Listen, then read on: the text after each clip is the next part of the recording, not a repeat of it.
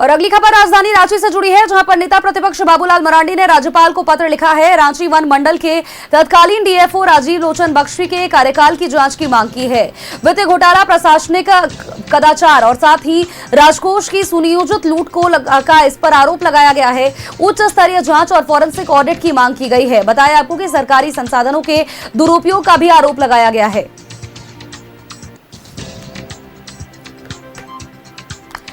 नेता प्रतिपक्ष बाबूलाल मरांडी ने राज्यपाल को पत्र लिखा है और रांची वन मंडल के तत्कालीन डीएफओ यानी कि राजीव लोचन बख्शी के कार्यकाल की जांच की मांग की गई है। उच्च स्तरीय जांच की मांग, सरकारी संसाधनों के दुरुपयोग का इन पर आरोप लगाया है नेता प्रतिपक्ष बाबूलाल मरांडी ने।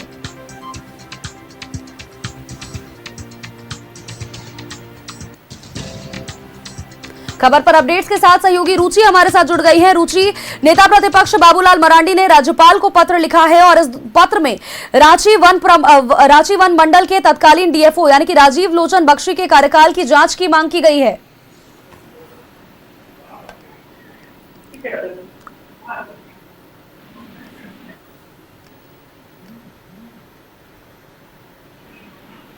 हमारे सहयोगी का संपर्क हमसे नहीं बन पा रहा, उनसे दोबारा से जुड़ने की कोशिश जरूर करेंगे, लेकिन फिलहाल के लिए जो ये बड़ी अपडेट दर्शकों तक हम पहुंचा रहे हैं, वित्तीय घोटाला, प्रशासनिक जांच की मांग इस दौरान की गई है, उच्च स्तरीय जांच की मांग की गई है, चूंकि सरकारी संसाधनों के दुरुपयोग का आरोप लग रहा है।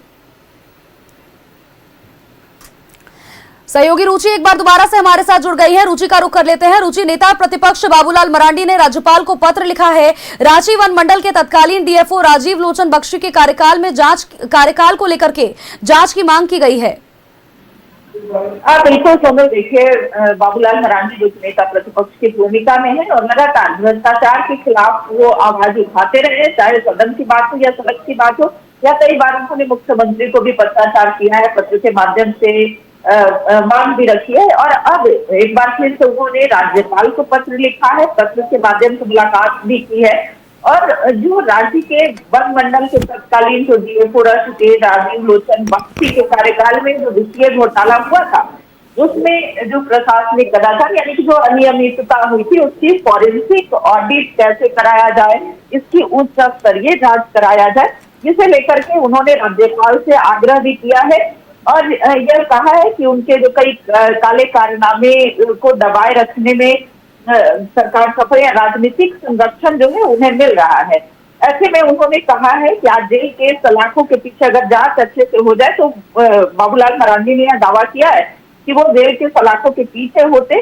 जो झारखंड महालेखाकार के तरफ से जो ऑडिट रिपोर्ट आई है, उसमें भारी अनियमितता बताया गया। तो ऐसे में उन्होंने राज्यपाल से मुलाकात करके और यह आग्रह किया है कि प्रशासनिक सुचिता बनाए रखने के लिए जो सार्वजनिक रूप से इस धन की लूट हुई है, तो इसकी उच्च स्तरीय जांच की जाए, फॉरेंसिक ऑडिट भी कराया जाए। अब देखने वाली बात होगी कि आगे इस पर क्या एक्शन लिया जाता है।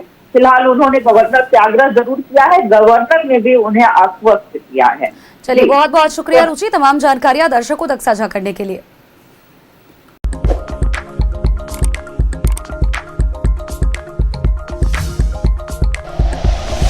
Like and share videos, subscribe करें हमारा चैनल और प्रेस करें बेल आइकॉन। न्यूज़ 11 भारत, सच है तो दिखेगा।